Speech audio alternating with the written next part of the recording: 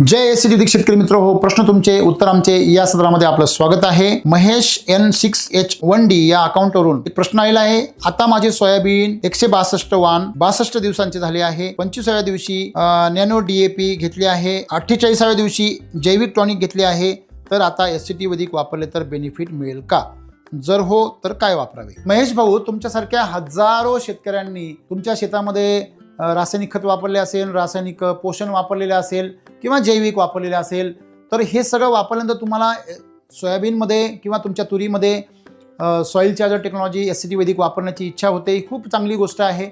इच्छा होते म्हणजे तुम्हाला लक्षात येते की जर एससीटी वैदिक वापरलं तर आणखीन चांगली येऊ शकते।